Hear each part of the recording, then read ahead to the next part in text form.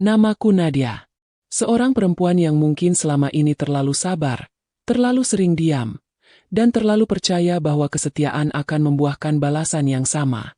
Aku tumbuh di keluarga terpandang, tapi bukan berarti hidupku selalu mulus.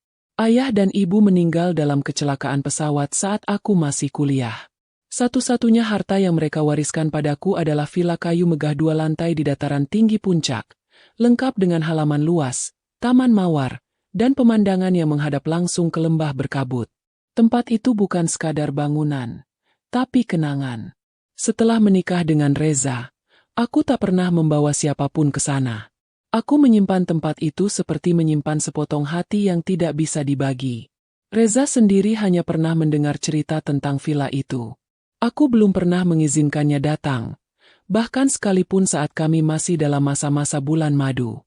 Aku hanya bilang, nanti aja, kalau hatiku siap. Siapa sangka, ternyata ia datang ke sana lebih dulu daripada izinku. Hari itu, aku benar-benar lelah. Bukan karena tubuh, tapi karena hati. Reza, suamiku, akhir-akhir ini sering pulang larut malam. Alasan pekerjaan, alasan lembur, alasan rapat mendadak. Tapi yang membuatku mulai curiga bukan karena dia pulang malam, melainkan karena dia tak lagi menyapaku meski hanya dengan satu kalimat. Tidak menatap mataku, tidak menyentuh pundakku, tidak lagi memelukku sepulang kerja. Bahkan suaranya hanya terdengar saat dia bicara dengan orang lain lewat telepon. Aku bukan istri yang bodoh, tapi aku bukan juga perempuan yang gemar menerka-nerka. Maka hari itu, aku memutuskan untuk pergi. Bukan pergi dari rumah, bukan pergi dari Reza, tapi pergi dari suasana yang menyesakkan. Aku ingin menghirup udara segar, dan hanya ada satu tempat yang bisa memberikannya. Villa di puncak. Aku tidak membawa banyak barang. Hanya koper kecil berisi jaket, pakaian santai, dan satu map berisi dokumen penting, termasuk sertifikat kepemilikan villa. Aku tak tahu kenapa aku membawanya, tapi hati kecilku bilang, bawa saja, siapa tahu kamu butuh. Perjalanan dari Jakarta ke puncak memakan waktu hampir 4 jam karena macet. Tapi anehnya, aku merasa justru tenang di tengah kendaraan yang tak bergerak. Setidaknya aku menjauh dari Reza. Menjauh dari rasa tak dihargai. Sore menjelang maghrib, kabut mulai turun. Udara dingin menggigit kulit saat mobilku memasuki gerbang utama kompleks villa. Dari kejauhan, aku sudah bisa melihat villa keluarga berdiri megah di balik pohon-pohon pinus yang menjulang. Tapi, ada sesuatu yang janggal. Di halaman depan, terparkir sebuah mobil sedan hitam. Bukan mobilku, bukan juga mobil siapapun yang ku kenal. Lampu teras menyala terang. Pintu terbuka sedikit. Tirai di ruang tamu bergerak-gerak, seolah baru saja ada yang lewat di baliknya. Hatiku mencelos. Tidak ada yang tahu aku akan datang. Bahkan pembantu yang biasa membersihkan villa pun belum kuberitahu. Aku sengaja ingin semuanya sunyi. Lalu, siapa yang ada di dalam? Aku memarkir mobil agak jauh, di balik pohon, agar tak terlihat dari dalam. Perlahan, aku berjalan kaki menuju pintu depan. Suara tawa, samar tapi jelas, terdengar dari dalam rumah. Tawa seorang perempuan. Ringkih, genit, dan menjengkelkan. Lalu suara seorang pria menyahut, tertawa juga, dan saat ku dengar lebih jelas, dunia seolah berhenti berputar. Itu suara Reza. Tanganku gemetar, tapi aku terus melangkah. Hatiku menolak percaya, tapi langkahku tak bisa dihentikan. Aku berdiri di balik jendela besar ruang tamu yang menghadap ke taman. Dari celah tirai, aku mengintip, dan pandanganku langsung kabur oleh air mata. Di dalam sana, Reza duduk di sofa empuk warna coklat tua. Tangannya merangkul seorang wanita muda yang duduk manja di pangkuannya. Wanita itu mengenakan dress tipis berwarna merah marun, dengan bahu terbuka dan rambut ikal berantakan seolah baru saja tertidur. Mereka tertawa, menyesap wine, dan di meja terlihat ada keju, coklat, dan setangkai mawar yang kutanam sendiri dulu, sekarang ditaruh sembarangan di vas kaca. Villa ini, rumah ini, milik orang tuaku, tempat sakral yang kuberikan makna. Dan mereka, Pasangan tak tahu malu itu menjadikannya tempat bercinta. Tempat bermain peran seolah dunia ini tak punya hati. Kupikir aku akan menjerit. Kupikir aku akan menangis keras. Tapi tidak. Aku hanya berdiri diam. Buh! Tak ada suara keluar dari mulutku. Hanya detak jantung yang kini berdegup di telinga. Saat itulah, si wanita mendongak, menatap ke arah jendela. Matanya bertemu mataku. Ia mematung. Reza pun ikut menoleh. Dan ketika ia menyadari siapa yang berdiri di luar jendela, wajahnya berubah pucat seketika. Tapi itu baru permulaan. Aku belum masuk ke dalam. Dan mereka belum tahu bahwa hari itu bukan mereka yang sedang liburan. Tapi aku, yang baru saja tiba untuk menghancurkan kedamaian palsu yang mereka ciptakan di tempat yang tak pernah mereka miliki. Villa ini milik keluargaku. Dan sekarang, saatnya aku mengambil kembali kehormatanku. Aku melangkah masuk ke dalam villa, tanpa sepatah kata. Hujan rintik mulai jatuh di luar, dan derit pintu kayu tua yang kubuka perlahan membuat ruangan itu mendadak sunyi. Tawa yang tadi memenuhi udara, kini menguap entah kemana. Yang tersisa hanya tatapan membeku dari dua orang pendosa yang kini duduk saling berjauhan, seperti anak-anak yang ketahuan mencuri di depan guru besar. Reza berdiri terburu-buru, mencoba menyembunyikan wajahnya yang pucat. Tangannya gemetar. Pelakor yang tadi mendengus manja kini hanya bisa menunduk. Tangan kirinya berusaha menutupi bagian dadanya yang sedikit terbuka, sementara tangan kanannya menggenggam gelas wine yang masih penuh. Bahkan dia tak punya cukup waktu untuk meletakkannya. Kamu. Nadia. Reza tergagap. Matanya menghindari pandanganku. Nafasnya memburu. Aku tak menjawab. Mataku hanya menatap mereka bergantian. Diam, tapi menyakitkan. Pelakor itu berdiri pelan, seperti takut gerakannya akan memicu sesuatu yang lebih buruk. Tapi aku tetap diam. Aku ingin melihat sampai sejauh mana mereka akan menjelaskan kejadian yang tak perlu penjelasan ini. Kamu salah paham, sayang. Reza akhirnya bicara, dengan suara setipis bisikan. Ini nggak seperti yang kamu pikirin. Aku tertawa lirih.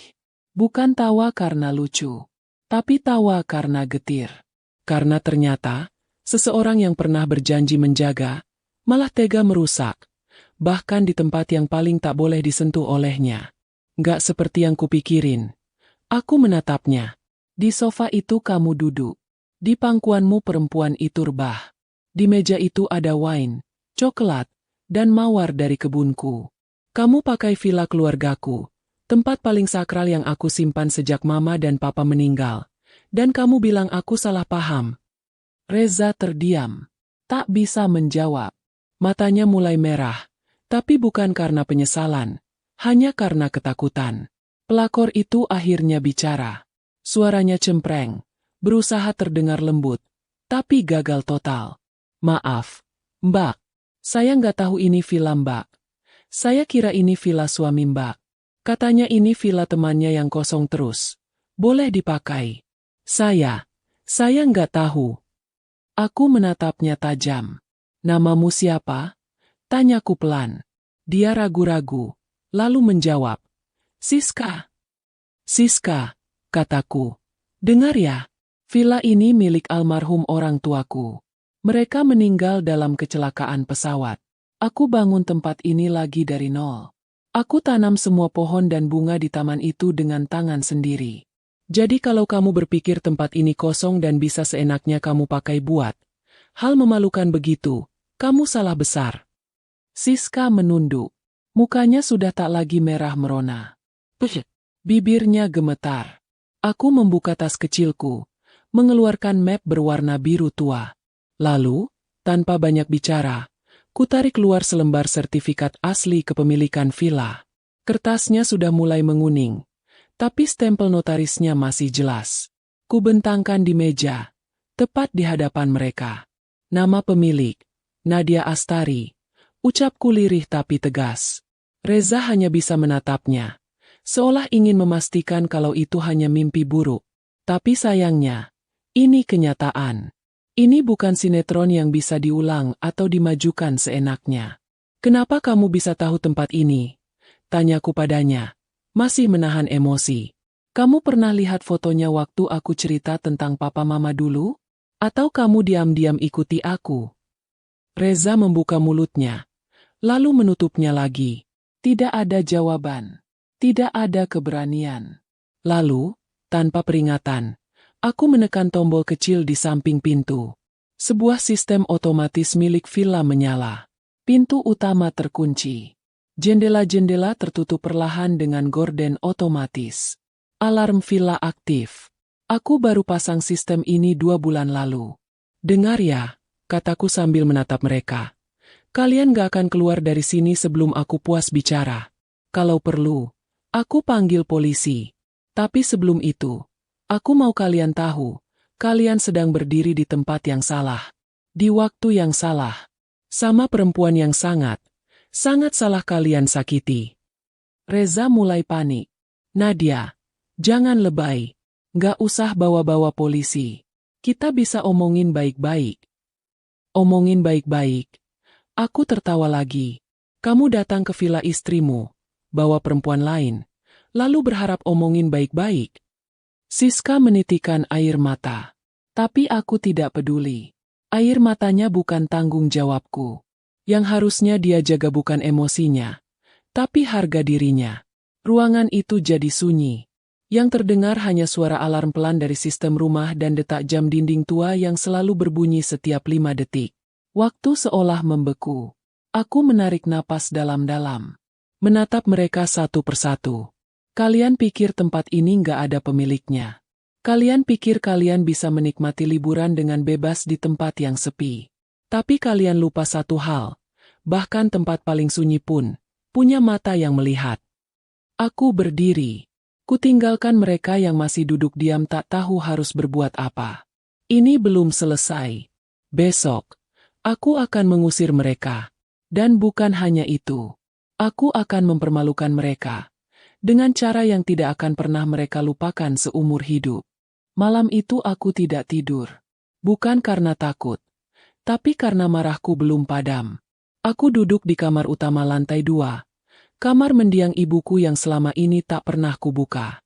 Di atas meja kecil, kutaruh kembali sertifikat villa, ponselku, dan satu buku agenda tua tempat aku biasa menulis saat rindu pada almarhum orang tuaku. Di bawah, kudengar Reza dan Siska sibuk berdebat dalam suara pelan. Mereka mungkin mengira aku sudah tidur. Tapi aku tahu, mereka sedang mencari cara kabur. Sayangnya, villa ini sudah kututup otomatis. Semua terkunci. Alarmnya aktif. Dan hanya aku yang tahu kode aksesnya. Pagi menjelang. Kabut belum terangkat sempurna dari permukaan tanah saat aku turun ke dapur. Aroma kopi yang sengaja kubuat untuk diriku sendiri menyebar ke seluruh ruangan. Reza muncul lebih dulu. Dengan wajah lusuh dan rambut acak-acakan. Siska menyusul, wajahnya sembab, eyelinernya luntur seperti bekas hujan semalam. Tak satu pun dari mereka membuka suara. Aku menaruh 2 cangkir kopi di meja.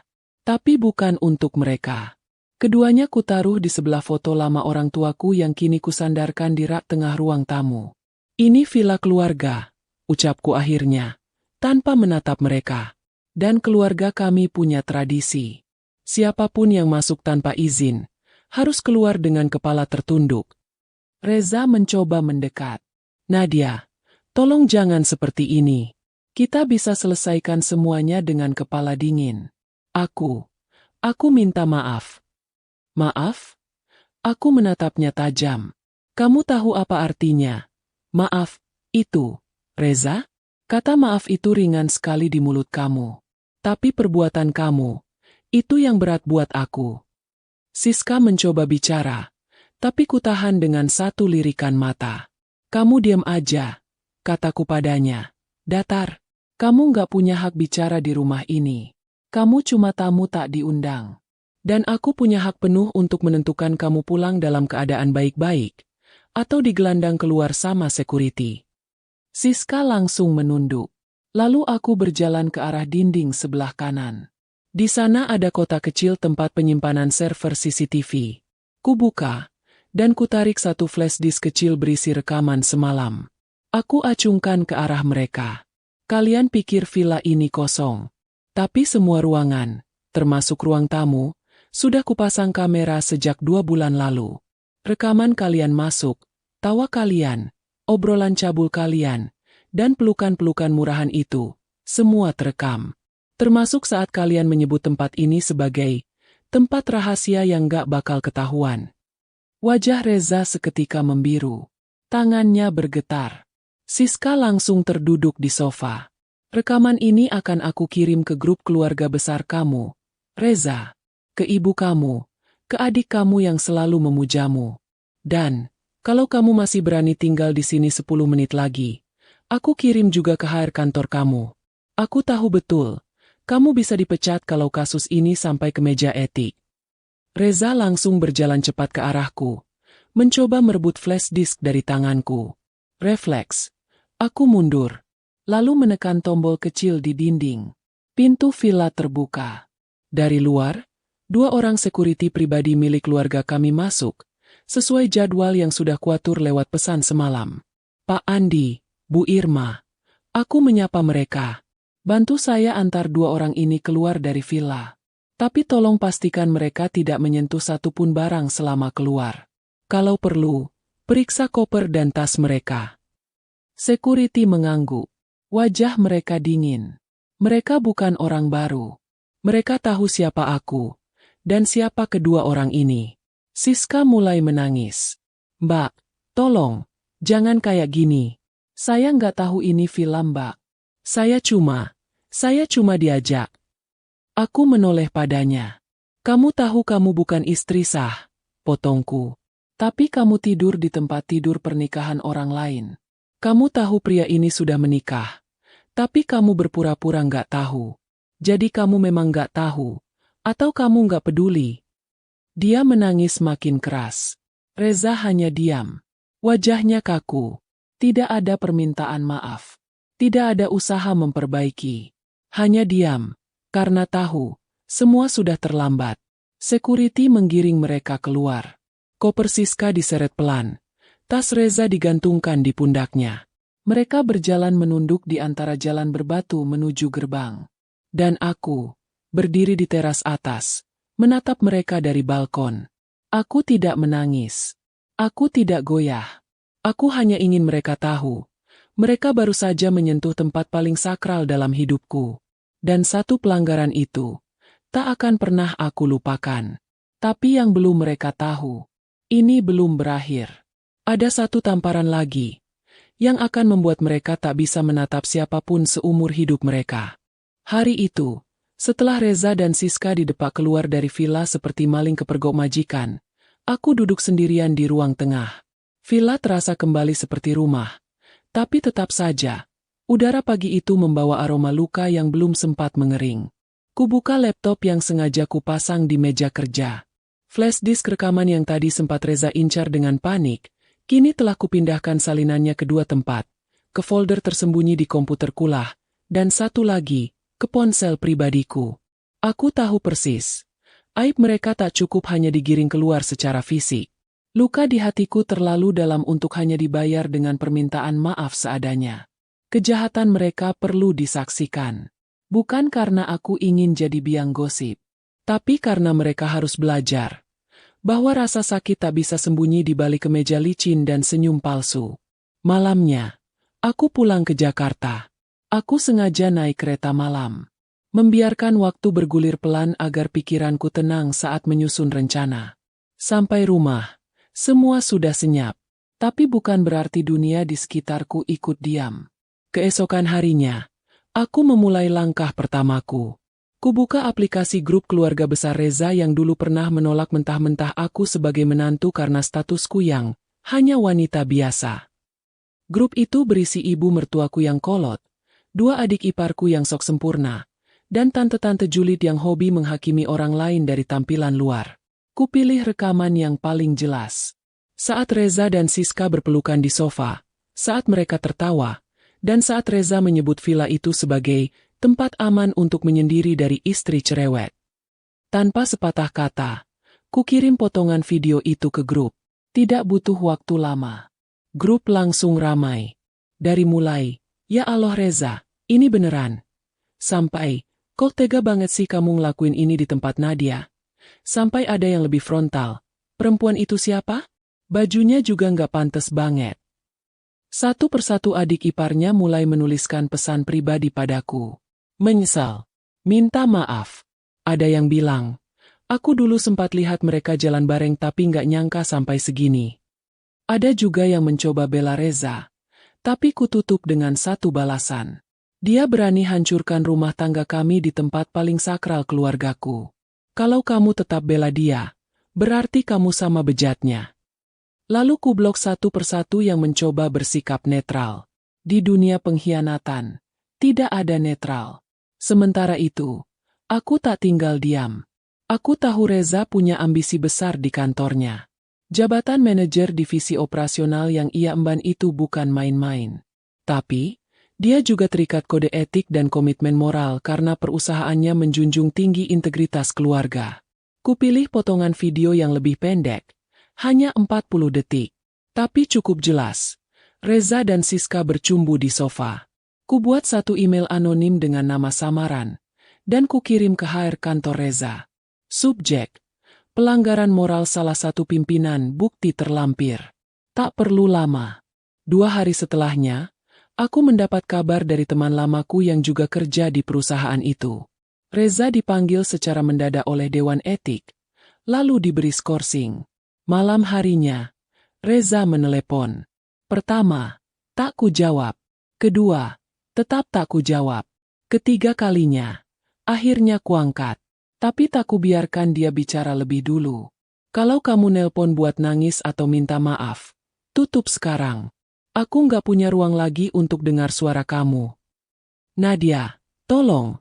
Suara Reza serak. Aku kehilangan pekerjaan. Semua orang tahu. Ibuku nggak mau ngomong sama aku. Tanteku nelponin terus. Siska kabur. Dia ninggalin aku. Aku menunggu. Diam. Aku nyesel. Aku menghela napas. Penyesalan kamu telat. Ucapku pelan. Dan aku sudah selesai dengan kamu. Lalu aku tutup telepon itu. Tidak dengan marah. Tapi dengan rasa tenang. Karena akhirnya aku bisa berdiri tanpa bergantung pada siapapun. Hari-hari berikutnya, kabar Reza tersebar di komunitasnya. Bukan karena aku menyebarluaskan, tapi karena video itu sudah cukup membuat mulut-mulut kecil berbisik dari satu meja ke meja lain. Dan Siska? Aku tidak tahu pasti di mana dia. Tapi ku dengar dari salah satu kenalan. Dia kini bekerja jauh dari kota besar. Namanya mulai dicoret dari beberapa daftar pekerjaan yang ia incar. Dunia tidak mudah memaafkan perempuan yang mencuri suami orang. Aku duduk di taman belakang rumah. Menatap langit. Di sampingku, ada pot bunga peninggalan mama. Bunga itu masih mekar. Meski sudah bertahun-tahun sejak terakhir mama menyentuhnya.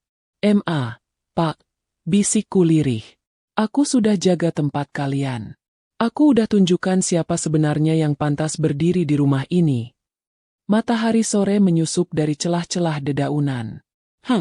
Menenangkan. Tapi, cerita ini belum benar-benar usai. Karena esok, aku akan kembali ke villa. Bukan untuk menangis, tapi untuk membangun ulang kenangan. Sendirian. Tapi, lebih kuat dari sebelumnya. Langit pagi itu biru pucat. Angin pegunungan masih membawa aroma embun dan kayu pinus saat mobilku berhenti di depan gerbang villa. Ini pertama kalinya aku kembali ke tempat ini setelah semua luka dibuka, diperlihatkan, dan ditinggalkan untuk sembuh. Tidak ada Reza. Tidak ada Siska. Tidak ada lagi jejak mereka di lantai marmer atau di kasur kamar tamu. Hanya suara dedaunan dan burung-burung kecil yang mengisi keheningan. Aku membuka kunci pintu utama. Suara klik kecilnya membuat jantungku berdegup aneh. Dulu, villa ini adalah lambang kebahagiaan keluargaku. Kini, ia menjadi saksi dari titik balik hidupku. Langkah kakiku terasa ringan. Aku menyusuri setiap ruangan. Menyapu debu yang tersisa. Menyentuh dinding-dinding tua yang pernah menjadi tempat ayah menggantung lukisan. Atau ibu menyimpan koleksi piring keramik dari perjalanan haji mereka. Semua masih di sini. Tapi rasanya tidak lagi sama.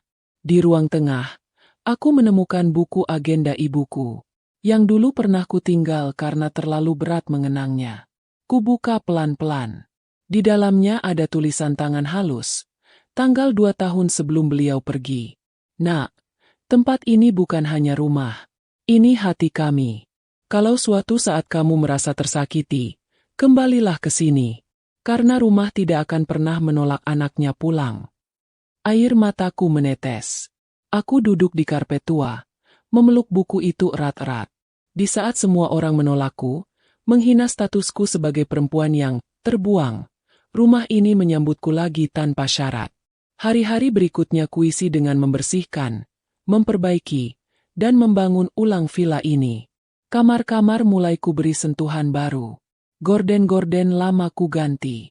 Kursi-kursi rotan ku sulam kembali dengan pelapis lembut. Tapi ada satu ruangan yang sengaja tak ku sentuh. Kamar tempat Reza dan Siska bermalam. Aku membiarkannya kosong. Agar menjadi pengingat bahwa pengkhianatan pernah terjadi. Dan aku pernah berdiri tegar di atasnya. Temanku, Tari, datang suatu siang. Ia membawa kue, seperti biasa. Dan matanya langsung membelalak saat melihat taman belakang. Ya Allah, Nadia, tempat ini berubah banget. Kamu beneran rawat sendiri semua ini? Aku tersenyum. Enggak semua. Tapi aku mau tempat ini kembali seperti dulu. Rumah, bukan pelarian. Tari duduk di bangku taman. Kami menikmati sore dengan secangkir teh dan suara gemericik air dari kolam kecil di samping. Tiba-tiba ponselku berbunyi. Sebuah email masuk. Dari pengacara yang sempat kuhubungi diam-diam sebelum Reza kubongkar. Proses perceraian kami akhirnya tuntas. Semua dokumen sudah dikirim ke alamat rumah. Aku resmi bebas. Bukan hanya di mata hukum, tapi juga di dalam batin. Aku menatap ke arah langit. Biru tua. Cerah. Seperti awal yang tak lagi membawa beban. Seminggu setelahnya, aku membuka villa untuk umum. Bukan untuk disewakan seperti dulu, tapi untuk kegiatan sosial. Untuk ibu-ibu korban KDRT. Untuk anak-anak yatim yang butuh tempat bermain aman. Untuk siapapun yang membutuhkan tempat istirahat dari dunia yang kejam.